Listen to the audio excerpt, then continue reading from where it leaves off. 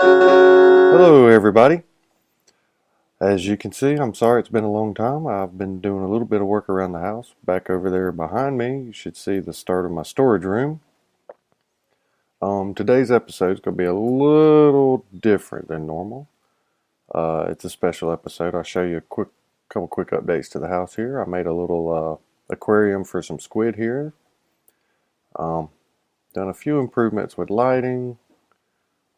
Started on a storage room because I was tired of having all of my stuff unorganized. But today's episode's all about one big project that I've been working on, and it's out here. It's my daughter's birthday coming up, and so I decided to build her something special in my LP world here. And as you can see, we're going to kind of try not to give it away. I made a little pathway up here to it, but here it is. Ready? 1, 2, not a creeper. Hold on. What are you doing here? Okay. Whew. That was close. Because if it had blown this up, I'd have been very upset. Alright. Ready? 1, 2, 3. It's the KK coaster. My daughter likes roller coasters in Minecraft, so I decided to build her a roller coaster. So as you can see, we've got the entranceway here. We come up, there's enter,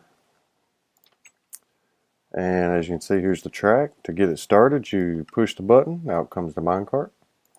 You get in, face this way, push forward for just a little bit, and then we ride the roller coaster up the hill, way up on top of the mountain and down, woo-hoo, and around, through the hill for just a little bit, up another hill, and then around, and you can see the great landscape, and we slow down just a little bit for a dramatic effect, and then down again, woo, ah, and then around, and then back down again. And as you can see, we go back through again.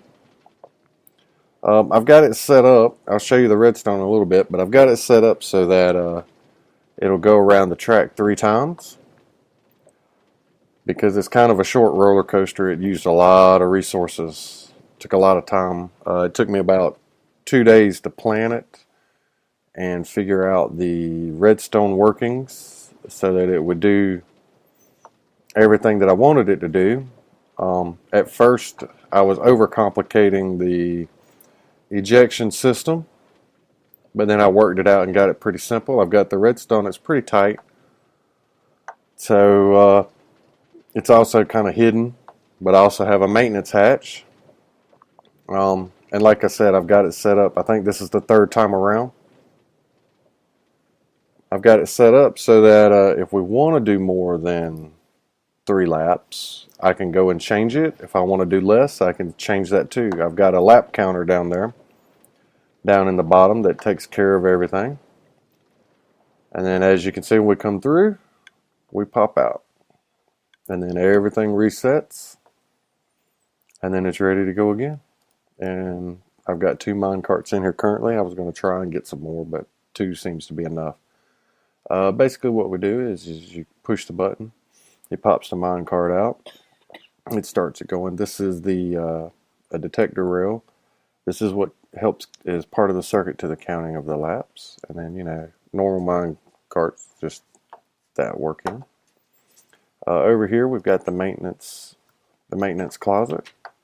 Come down here, and here's all the redstone for it. Let me get over here on this side. That detector rail that we saw upstairs sets off this redstone, which goes into our lap counter. And this is not my original idea, so I copied it from somebody. I saw it on a video of GenerikB. And I think he copied it from somebody too. But basically what happens is it comes in here. You put however many items that you want for your laps. Right now it's set to 3 into the dropper. When the redstone kicks off, it shoots it into the hopper, which is currently locked from this torch here. And over here is a clock for an item hopper clock. And it bounces back and forth. And as long as there's stuff in the dropper here, this comparator is on, and so it locks the block over here. When this gets empty, the item hopper unlocks, the block goes over here, and then it releases the lock on this hopper, and then everything shoots back. I've got it set up so that the output comes over this way. I can't get up there, but as you can see, there's some redstone up there. And then it goes into a T flip-flop that I like. It's just 3 item hoppers here that shoot 1 block around. When it gets a signal, shoots a block here, or shoots a block up, shoots a block into the hopper, and then down into here. And then when the block is in here, this redstone from the comparator gets lit up. And then the next time a signal comes through, it does the exact opposite. So here I can show you. I've got a little test button here. When you click it one time, the redstone lights up. Click it again, redstone turns off over here. What this does is this comes over here to these 2 torches. These 2 torches control this rail direction, whereas right now the way it's set up, the minecart comes over here from the right, goes across to the left, and keeps going. When this gets turned on down here, as you can see, it switches the track here, and just over in the corner you can see it activates this rail, which is called the activator rail, which is what kicks you out of the minecart. And then, like I said, when the lap counter resets, let's see, when you get kicked out of the minecart comes down this trail, hits this activator track, which then flips this button, flips the T flip-flop, which then resets the system up here, makes it ready to go again. The minecart comes over here, bumps into the cactus, falls into the item hopper, and then goes into this item elevator, which sends the carts up. And the way this works is that once you get the minecart into this bottom dropper here, this gets a signal, which then sets off a little clock, and then it comes over here, changes this, and then shoots all the all the droppers off, and sends the minecart up. And so I've got this taken care of. It's all kind of as compact as I can get it without making it too confusing. I've labeled it in case I need to come back down here later to mess with it. Let me get out of here. And then I've built it. I've got some pink glass because she likes pink for the roof. Put up a couple of paintings. Did these cute little torch holders there for lighting. And then I did a little bit of landscaping over here with the flowers and stuff. I'll get up here on the hill so you can kind of see the whole building. Here, hold on, let me back up some. And you can see the building with the roller coaster in the background. And then I also made the banners over here, the letters, so that we could call it the KK Coaster. And I'll just walk around here. I added a few trees here. I've got all of the roller coaster supported, or at least so it looks like it's supported, because wooden roller coasters would have all of these kind of things here. And I didn't want to connect them all like a real wooden roller coaster, but I think it looks nice. And then I've got this blocked off so no mobs can kind of get in the building there. This little part is where the minecart comes in. I tried to hide it as best I could. And then back here is where all the redstone's at.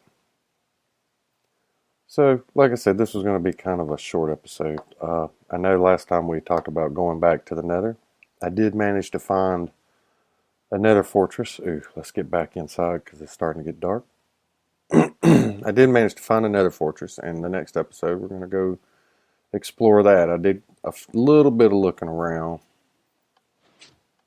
just to kind of get an idea of what was going on there at the Nether Fortress. Still got to work on my horse stable, but I'll tell you a few of the updates I made to the base. I got tired of the straight gray walls, so I started putting in the polished andesite. I think that's polished andesite in here, and just kind of scattering it around. Gives it a little bit more texture. I had to changed up some of the lighting here. Kept getting things spawning in here, so I added a few more of my little lava lights. Put one in the floor, which caught part of this platform on fire, but I got that taken care of now. And then, like I said, I've started on my storage room here, and this is kind of the look that I'm going for.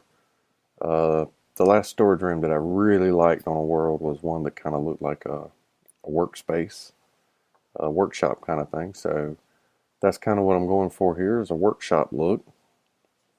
So I'll have, crafting tables and countertops over here. I've got automatic dispensing for coal that I can put in there. As you can see, all my chests are still a mess. And then over here are my cabinets, where I've started organizing some stuff.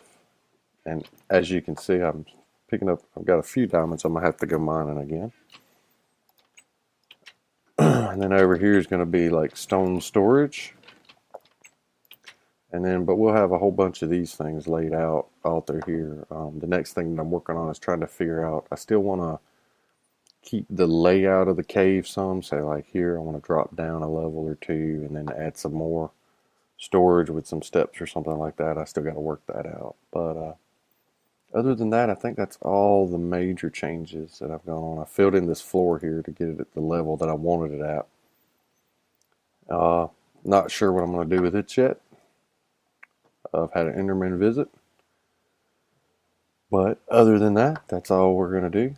Oh, and I've also been thinking, I think I'm going to expand my bedroom area here. I'm not real happy with this little small cubby hole of a bedroom. And I may possibly, hello squid, I may possibly turn this into a squid farm so we can have plenty of ink. Not sure exactly what we would use a whole bunch of ink sacs for, but since these seem to be spawning pretty good, we got 4 squid in here already. It'll be easy enough. If I make this kind of a square area, I can put some sugar cane in the middle with a hole around it, and they'll fall down through and stuff. So I can work that out. I've also got some good plans for an automatic garden. As you can see, the creeper took out some of my flowers, so I'll have to go replace them. I've got some plans for a good automatic farm system, so that I don't have to constantly harvest sugarcane and the pumpkins and the melons. So for now, I think that's all I've got. Like I said before, this was going to be a short episode because I wanted to do this for my daughter's birthday. So, y'all have a good day, and we'll see you next time. Bye-bye.